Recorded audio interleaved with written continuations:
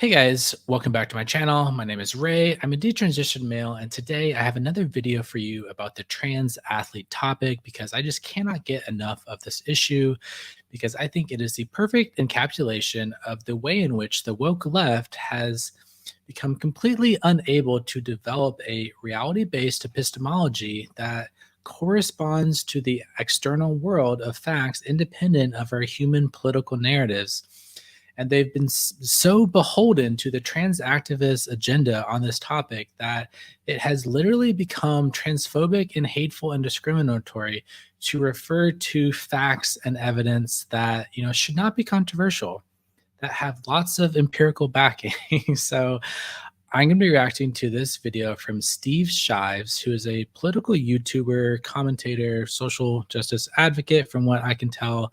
And one of his readers, wrote in with a question, saying that they have an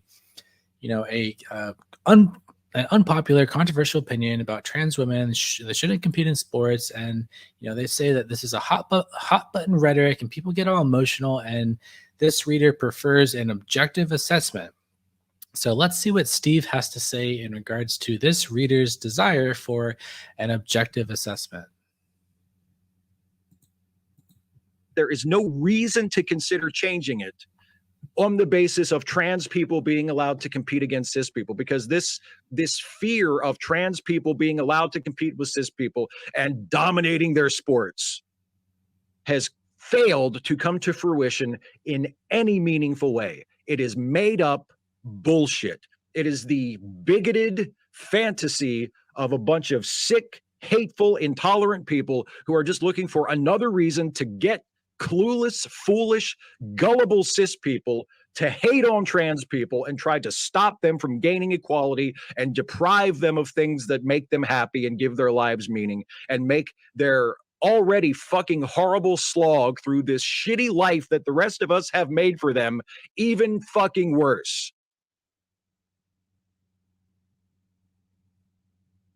But as I said, if you have any actual fucking facts to back up your hysterical bullshit claim that it's obviously unfair for trans athletes to compete against cis athletes, I would be interested to hear it, because Great. He's interested in the facts, you guys. Like, this is great. We're going to have a nice little conversation here. I'm going to hopefully give some facts, and maybe by presenting these facts, I'm going to try and not be a hateful, bigot, terrible, nasty, horrible person who's out there trying to like oppress everyone and yeah, like I don't know. We'll see though. We'll see what what these facts have to say about my moral character and whether I'm like a terrible person for referring to facts.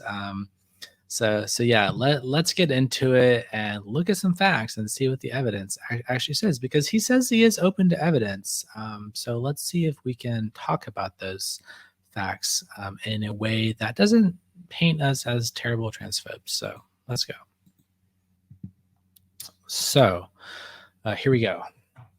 This is a study that was done on trans women, change in grip strength in trans people, and it's associated with lean body mass and bone density.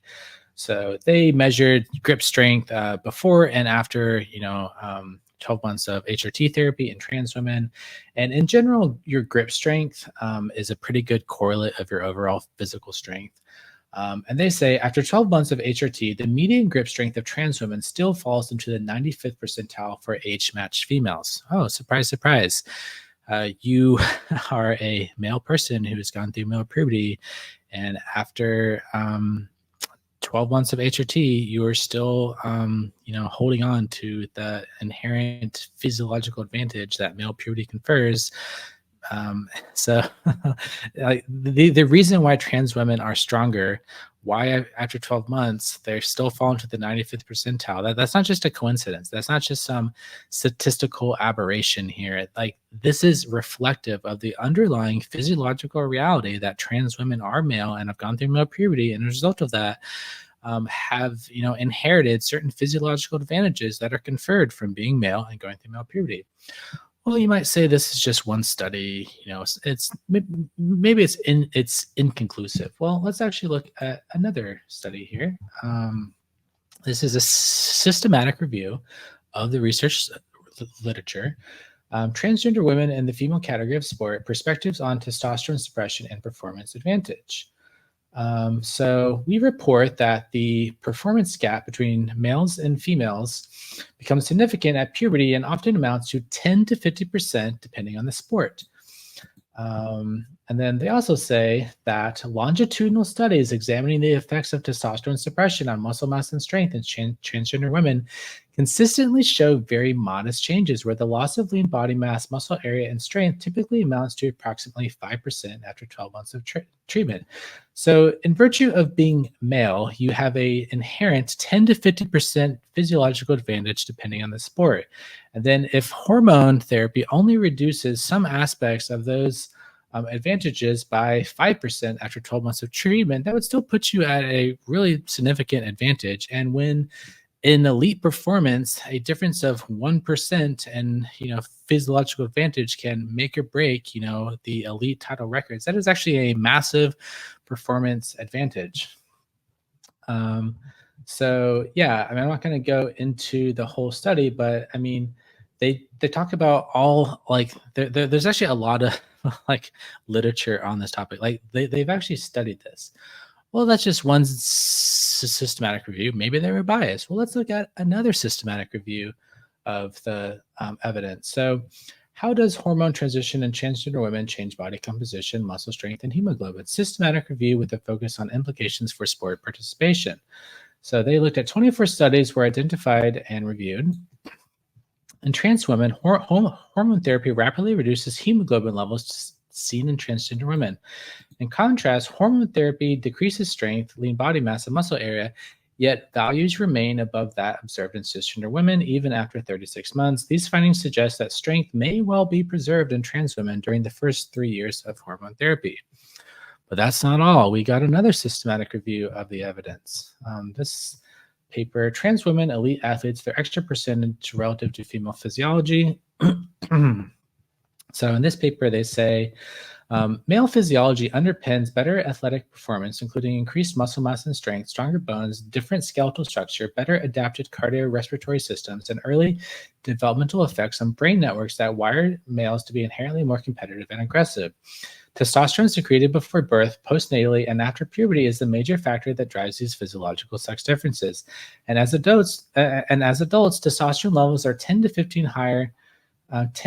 times higher in males and females. They say using testosterone levels as the basis for separating female and male elite athletes is arguably flawed. Male physiology cannot be reformatted by estrogen therapy in trans women athletes because testosterone has driven permanent effects through early life exposure. This descriptive critical review discusses the inherent male physiological advantages that lead to superior athletic performance and then addresses how estrogen therapy fails to create a female-like physiology in the male. Ultimately, the former male physiology of trans women athletes provides them with a physiological advantage over the cis female athlete. So they just talk about, the obvious, cultural fact that, almost all sports are divided into male and female categories. Without such segregation, females would have little chance of winning. World records show that males consistently perform better in sports than, that's just obvious. That is an obvious thing. You don't have to be a PhD. You don't have to be some super researcher. That is just a common sense observation that you can make using your regular powers of observation. However, there's research to back up all this. So male physiology provides an athletic performance advantage.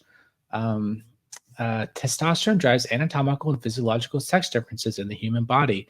These sex differences can be architectural and therefore permanent and can be influenced by adult-level circulating testosterone concentrations and therefore modifiable.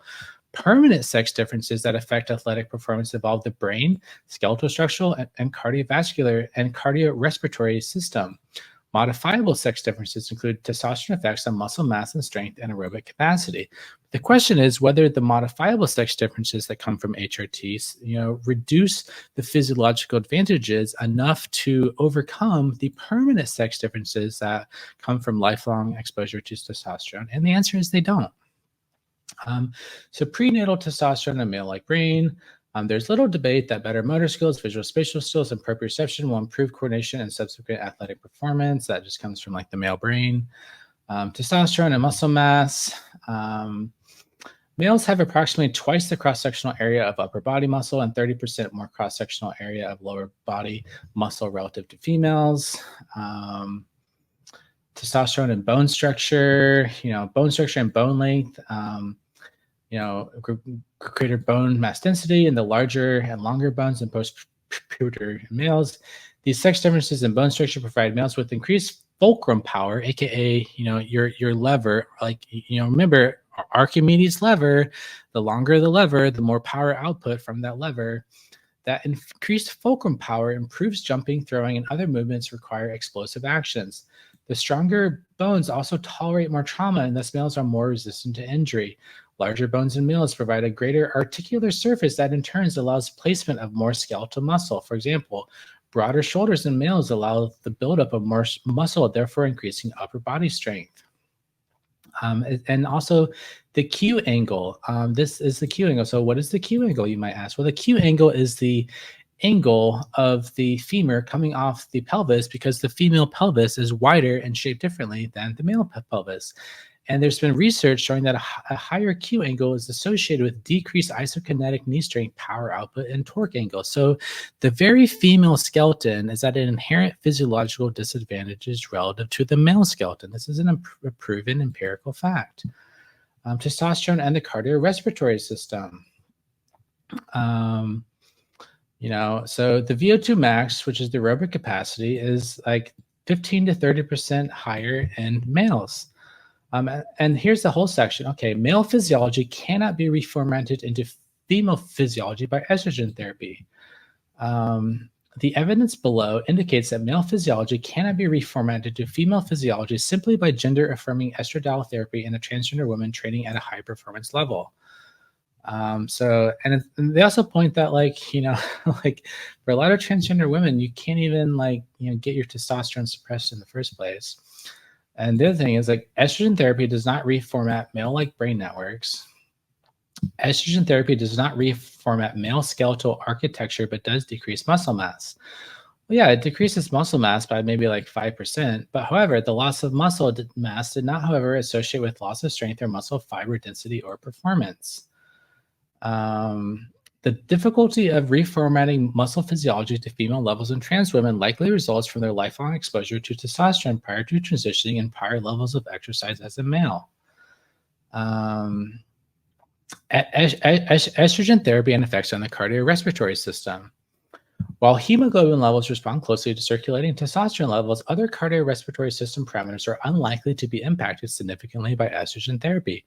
For example, sex differences in lung size and alveolar numbers, total heart size, left ventricular size, stroke volume, and subsequent cardiac output will not be changed significantly. All these parameters are defined by anatomical structures that were programmed by early life and early pubertal exposure to testosterone. So given the percentage difference between metal placings at the elite level is normally less than 1%, there must be confidence that an elite trans woman athlete retains no residual advantage from former testosterone exposure, where the inherent advantage depending on sport could be 10 to 30%. Current scientific evidence cannot provide such assurances, and thus under abiding rulings, the inclusion of trans women in the elite female division needs to be reconsidered for fairness to female-born athletes. So Steve is asking for facts, where are the facts? Where are the facts? You don't have facts. You must be a hateful bigot. You're just hateful. You just hate trans women. You're just doing this because you're bigoted. You're discriminatory. Why are you trying to oppress this marginalized group? And it just illustrates perfectly, how, the woke left has become ideologically captured by trans activism to the point where it is now politically incorrect. You will be canceled. You will remove your standing from the, activist movement on the left if you say that trans women are male, and in virtue of being male, you have a physical difference between females, because Trans women are very gender dysphoric. The very idea of being male and being inherently physiologically different from females causes gender dysphoria, and this causes distress. And so they want to replace our biological concepts of male and female as established in the biomedical sciences. They want to replace that concept with intergender identity, which is an internal gnosis, a subjective feeling state. And I'm not saying there's anything wrong with having an internal gnosis of, whatever. Like, I think it's okay in certain contexts to, respect and validate that gender identity, because, that's just, I think that can just be something we do out of courtesy and like respect for people's dignity as people. Like, I don't want to cause suffering. And, if respecting a trans person's, gender identity can like reduce their suffering, I'm happy to do that. But we cannot let that dictate the facts. We cannot let feelings dictate the facts, because when we lose our ability as a culture to develop a rigorous objective epistemology that allows us to refer to mind independent facts out in society, then we lose something. Like, our civilization is built on truth, and let us not forget the lesson of Socrates. Like, truth is an intrinsic good. It is intrinsically good to pursue the truth. So there's this whole idea like, oh, well, why do you care so much? Like, why is it so important to like call out the fact that trans women are male? Like, why are you so focused on the fact that trans women are male? Why can't you just focus on the social construction of their gender identity? Like, why is it important to, you know, like focus on them being male? Well, I don't think it's important in every single context. Like, in some contexts, like if I'm just having a conversation with a trans woman, like I'm gonna respect her pronouns, I'm gonna like respect her identity. I'm not gonna like overemphasize the fact that she's male. But in the sports world, where we already have an established social program for separating male and female sports based on the inherent physiological advantages that come with being male, it actually is very, very, very relevant to pinpoint the fact that trans women are male. And unless you are a trans woman who has never gone through male puberty, which is a whole separate ethical topic, then if you've gone through male puberty, I'm sorry, then you just don't get to compete in the female sports division, because that is not fair. And it doesn't matter that, trans women, are not winning every single record that like that, but that doesn't make it fair. Like, I've said this before, and I'll say it again. If you're a male and you're the world's worst track and field athlete, and you take performance enhancing drugs, that does not make it fair. Even if, as a result of taking those performance enhancing drugs, you still get in last place, it is not fair. Like, and it's the same principle for male puberty. Like, male puberty is essentially a performance enhancing drug. And that is why we separate out male and female, even though, there are probably elite females who can beat some elite males. And there are also plenty of mediocre males who could be beaten by elite females, particularly if they, suppress their testosterone or something. But just because trans women aren't winning every single freaking thing they ever do, that does not make it fair. Just in the same way that if you take performance enhancing drugs and you get in last place, it's not fair to take those drugs. It is unfair. It is unfair because we recognize in society that male puberty confers an advantage. And if you're some, male college kid and you're like some weak, scrawny male, like it doesn't make it like you could be the weakest, scrawniest, most unathletic male ever. It doesn't make it fair for you to compete on the female team, even if you're not going to do very good competing in the female league. It doesn't really matter. like it's about the principle. And And everyone says, oh, well, sports are inherently unfair. There's always going to be differences. Look at Michael Phelps. He's got these big arms and webbed feet. That's not fair. Well, yeah, there are going to be differences within the sexes, but just because like the playing field is not perfectly level doesn't mean we ought not to do our best to try and make it as level as possible. And one of the things we have learned in sports over the past 100 years of doing sports is that it is a really good idea to separate males and females in sports. That is just something we have learned through common sense and empiricism and historical data. It is a very good policy idea to separate males and females, even if there are some weak, scrawny, males out there who may lose to females, particularly if they, are dysphoric and going on hormone therapy and all this stuff. But that doesn't make it fair, because at the elite levels, these things matter. That this really matters, and people do care about fairness in sports. Like some people say, oh well, for high school sports it's just about fun, it's just about socialization, they're just doing it for fun and games, it's no big deal. But it actually is a big deal. People care about this. People care about fairness. It is a natural intuition in the human mind to care about fairness, and particularly for sports, which is why we don't think it's fair for males to compete against females. That is just a basic common sense intuition. And this idea that it's somehow like transphobic to think that it's somehow transphobic to say that males have an advantage over females, that's not phobic. It's not discriminatory. It's not bigoted. You can respect trans women's gender identity. You can respect their pronouns.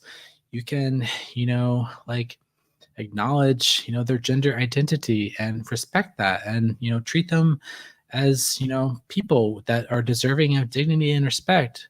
But we don't have to like buy the trans activists message here hook, line, and sinker. We can be critical, we can push back, like we can look at the facts, look at the evidence, develop a truth-based, reality-based epistemology that latches on to the reality of the sex differences between males and females.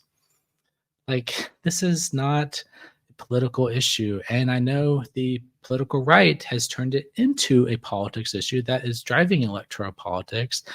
But you cannot predict someone's political ideology from the mere fact that they believe that trans women are male. There are actually a lot of trans women and transsexuals who believe that trans women are male. And in fact, the old school definition of transsexualism is that you're a woman in a male body, and being in the male body is what drives all your dysphoria in the first place. Being in the male body is like why you do, that's why you want to get the hormones and the surgeries, because you're male and you're trying to mimic the female body to the best of your ability in order to relieve your dysphoria, because you have a mental illness according to the DSM that gives you like psychological distress from the fact that you're not the opposite sex and you want to be the opposite sex. Well, if we lose the very concept that there are opposite sexes, that there is such a thing as male and female, and that they're very different from each other, then we have lost something in society. We have lost our epistemic ability to pick out the truth, and that is important.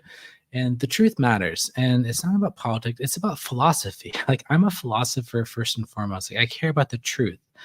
Like, I don't care about the politics. I care about the principle of the truth. And people say, like, why do you care about this so much? And it's like, I care about it because I don't like the fact that you can get canceled and a social justice mob attacking you for stating facts. It shouldn't be a hate crime to state a fact. That should not be the case. So that is my whole point. That's why I care about this issue, because I just see people being confused. So thanks for watching. Take care. Bye.